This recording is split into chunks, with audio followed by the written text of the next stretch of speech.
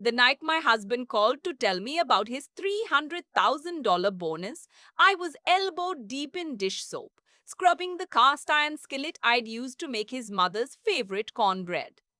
He didn't lead with "I love you" or "I can't wait to tell you." He led with the number, the way men who've been waiting their whole lives to say a number always do. $300,000. Pre-tax, he added quickly, like that was the important caveat. "That's incredible," I said, and I meant it. I set the skillet down on the drying rack and dried my hands on the dish towel, the nice linen one his sister had given us as a housewarming gift 3 years ago, which I'd laundered and folded and put away every week since. "We should celebrate," he said. "Absolutely," I said. "What do you want to do?" And that's when he told me about Christmas. Let me back up, because none of this makes sense without the context, and the context is the part that took me the longest to see clearly. My husband, I'll call him my husband because that's what he was, and the title still fits the story even if it doesn't fit my life anymore. My husband grew up in a family where money was talked about, the way other families talk about the way other families talk about the weather. Constantly, casually, and always with an undercurrent of anxiety. His father had built a small commercial real estate business from scratch and never let anyone forget it. His mother kept the books, raised 3 kids, hosted every holiday, and accepted exactly zero credit for any of it. I didn't see that pattern when I married him. I was 28, I was in love, and I was genuinely impressed by his drive. He was a senior associate at a mid-sized consulting firm then, working brutal hours, and I told myself that once things settled down, once he made partner, things would even out between us.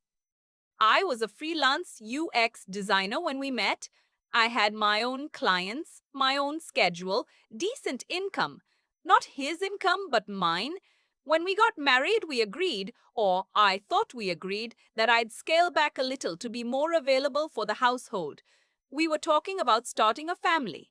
It made sense at the time. So I dropped from about 60 hours a week of client work to 35, took on fewer projects, stopped pitching for the big contracts that would have required travel.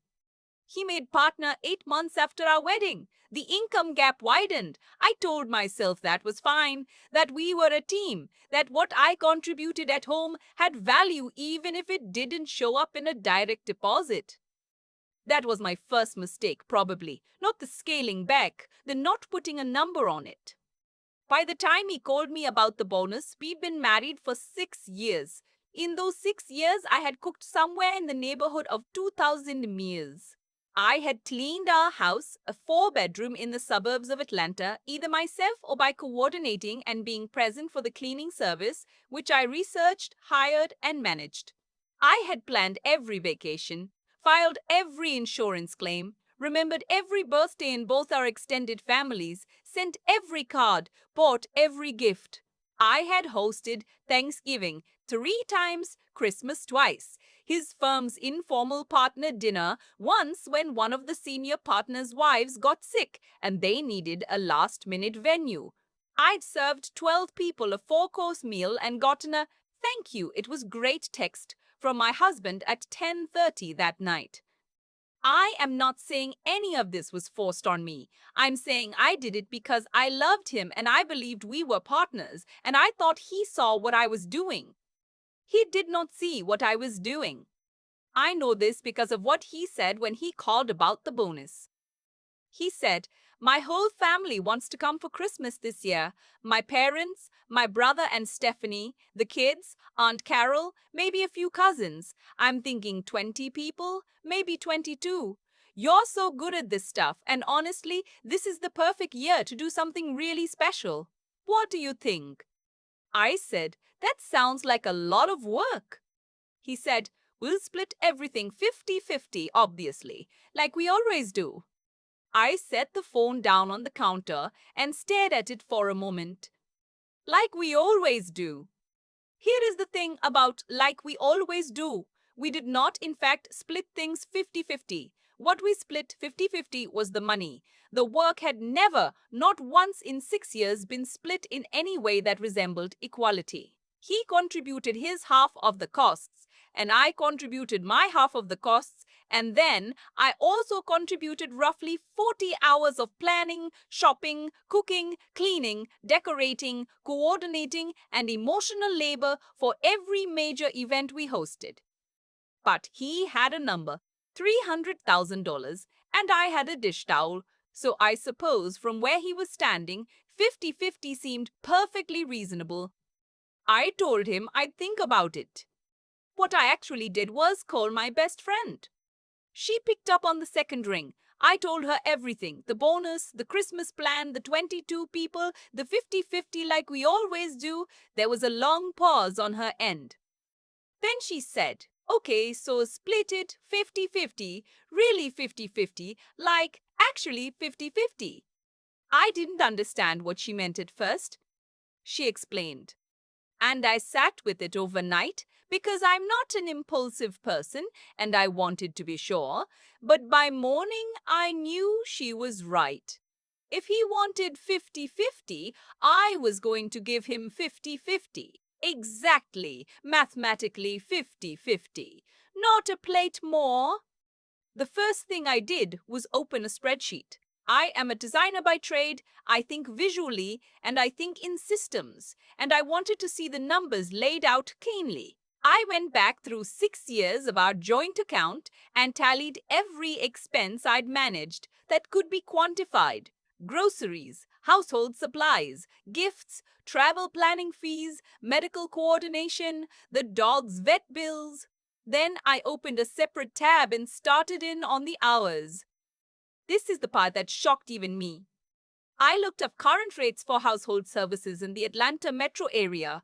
A personal chef charges between $45 and $85 an hour for meal planning and cooking. A household manager, someone who handles the calendaring, vendor management, event planning, administrative tasks of running a home, runs between $55 and $75 an hour.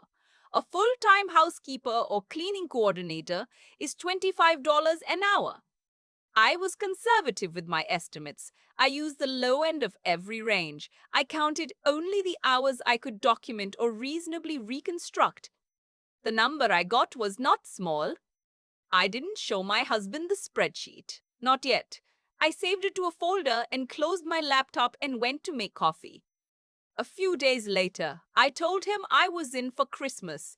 20 people, the whole family, the works. He was thrilled. He actually hugged me in the kitchen, which he hadn't done spontaneously in a while, and said, "This is going to be amazing. I knew you'd make it great." "We'll make it great," I said. 50-50. "Absolutely," he said. I started planning. Or rather, I started planning my half. I sent him a shared document, a Google Doc, color-coded, very tidy. Column A was my responsibilities. Column B was his. I had divided everything. The menu research, the grocery runs, the decorating, the guest logistics, the cooking assignments, the cleanup. Straight down the middle. His column was just as long as mine. He opened it and called me within 4 minutes. "What is this?" "The Christmas plan, 50-50, like you said." "I mean, I'm going to be at the office until at least the 22nd. I can't coordinate the catering rentals." "Then we should hire someone to manage your half," I said. "I can send you some vendor contacts. Event coordinators run about $1,200 for a full-service planning package." "Or you could just handle it. You're better at this stuff than I am." "I'm better at it because I've been doing it for 6 years without any help," I said, and I kept my voice completely calm. "I'd love for you to get good at it too, but if you don't have time, that's what the vendors are for." He did not hire a vendor. He also did not handle his column of the Google Doc. What he did was nothing for about 2 weeks while I quietly made decisions. I booked a catering company for my half of the dinner. My half covered 12 people, myself, my parents who were visiting from out of town, my brother and his girlfriend, my college roommate and her husband, and a few cousins on my side I'd invited because it was Christmas and why not. The catering package I chose was elegant: honey glazed ham, roasted root vegetables, a cranberry walnut salad, dinner rolls, two desserts. It would be delivered and set up on Christmas afternoon. My half of the table sat 12. I had 12 chairs arranged on my side of the dining room. I had 12 place settings, the good china, the cloth napkins I'd bought years ago and washed myself every time we hosted. He's half of the dinner. For his parents, his brother, his sister-in-law, their three kids, Aunt Caro, and four cousins was his responsibility. He had been told this. It was in the Google Doc. I had sent a reminder on December 15th and another on December 19th. On December 23rd, he asked me what he should order for his family side. I gave him the name of the catering company I'd used. They were booked.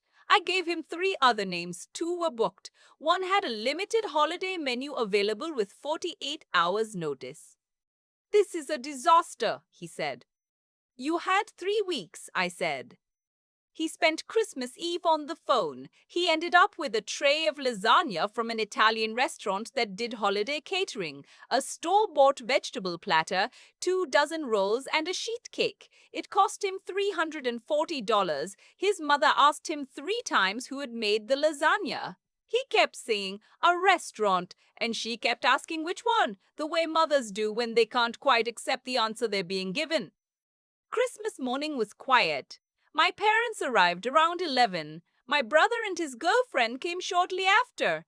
My best friend and her husband, the cousins. Everyone was warm and easy, and it felt like the holidays are supposed to feel a little chaotic, kind of loud, deeply familiar. My husband's family started arriving around 1. His mother walked in and immediately scanned the room, the way she always does, looking for the signs of a well-managed household, the things that tell her whether her son is being taken care of. She found the buffet on my side, the gleaming chafing dishes, the garnished salad, the tiered dessert stand. Then she found the foil tray of lasagna on her side of the table. She didn't say anything, not right away, but I watched her look from one end of the table to the other. I watched her do the math. "Did you not cook this year?" she asked me, low enough that only I could hear. "We split it this year," I said pleasantly. He handled his family's half, I handled mine. She looked at me for a long moment. Then she looked at her son, who was across the room talking to his brother and had no idea this conversation was happening. She didn't say anything else. She just nodded very slowly, like a woman who has understood something she probably should have understood a long time ago. Dinner was fine. Both sides of the table were fed. My food was better, not because I'm vain about it, but because I'd hired professionals with 3 weeks' notice instead of 48 hours.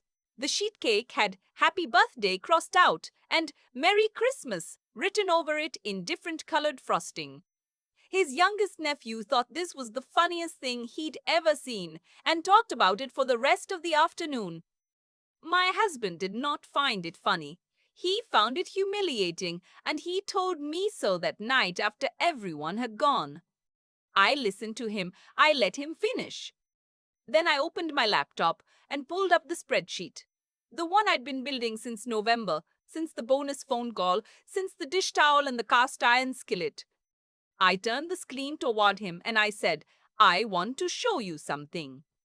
I walked him through it.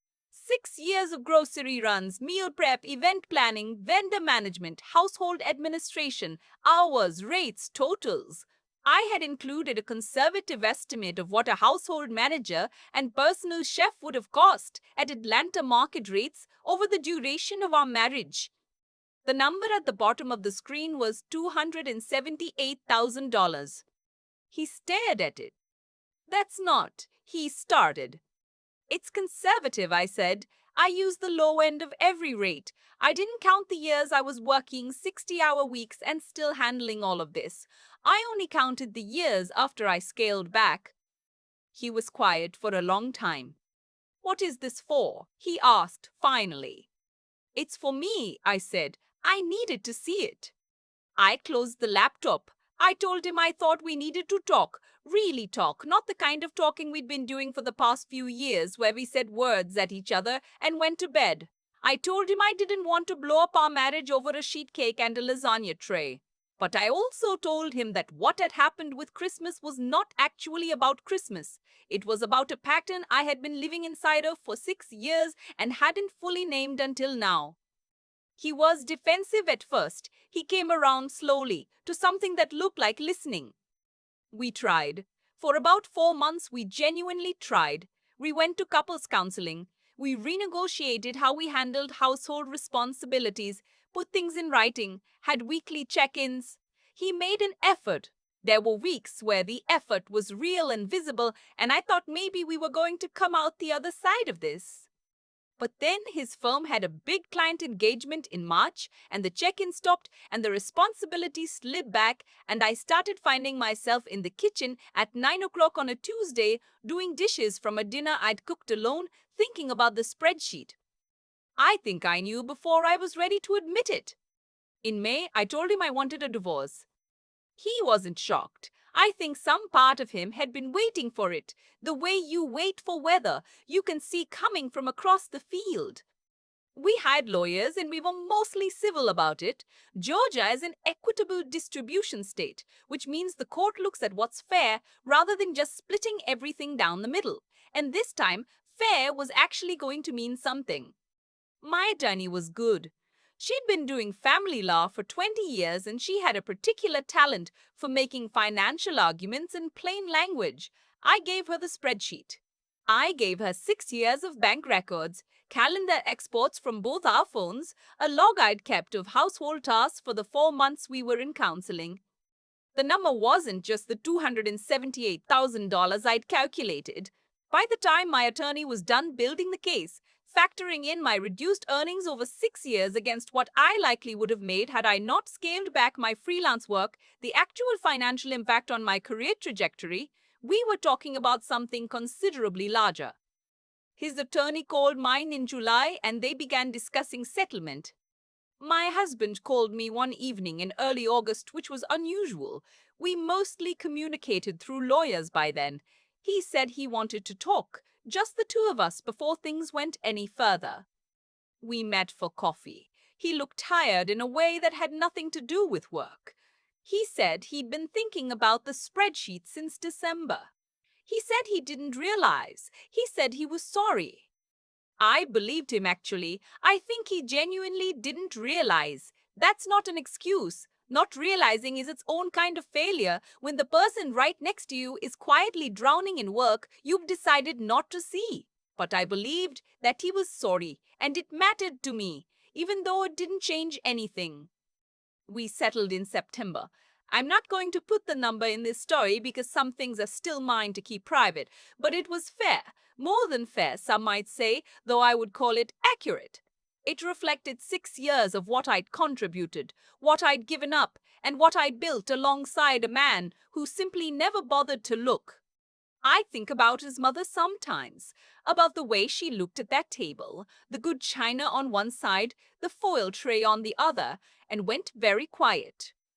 I wonder if she recognized something of herself in it. Her son's household, her son's wife, the invisible machinery of a well-run home grinding along without acknowledgement. I don't know. We were never close enough for me to ask. What I know is this: the Christmas dinner was never really about the food. It was about what happens when you finally take someone at their word. When you say, fine, 50-50, and you mean it, and you let the shape of the actual split become visible for the first time. Some people look at that shape and say, I didn't know it looked like that. Some people look at it and get defensive.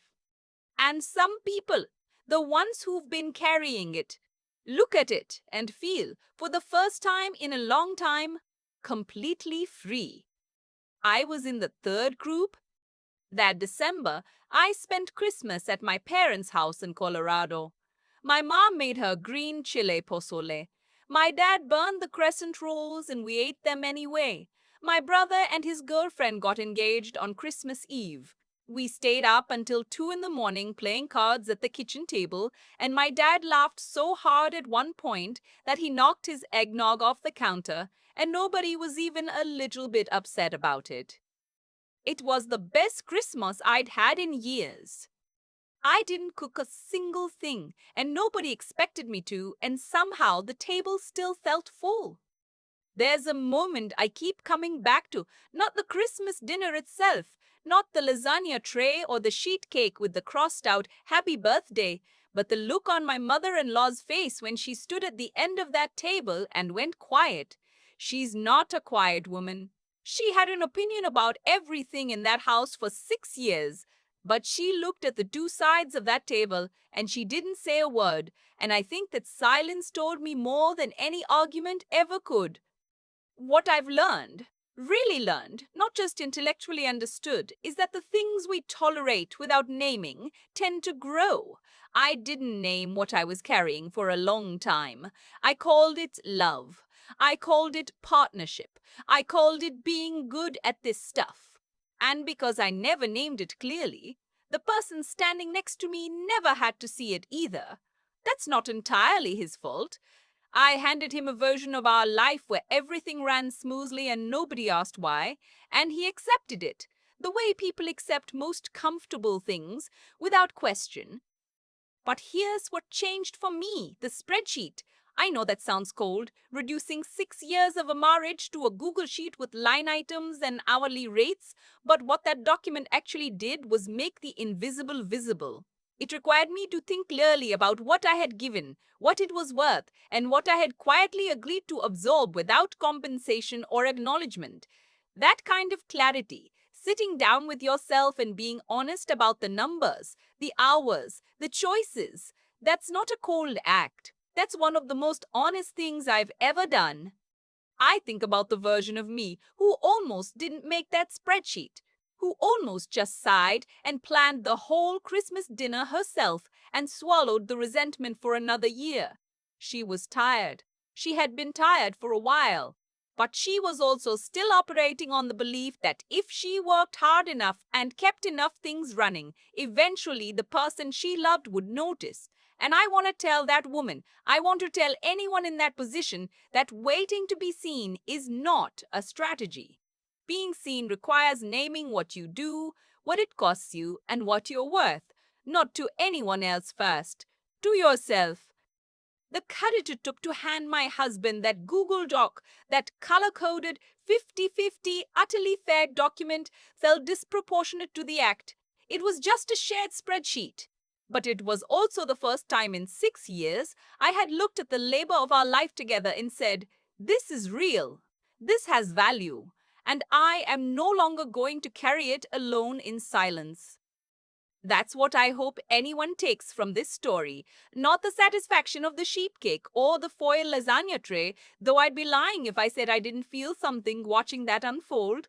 What I hope lands is the path that came before. The sitting down, the honest accounting, the decision to stop being invisible in my own home. My best friend said something to me that November that I've turned over many times since. She said, if he wants 50-50, give him 50-50.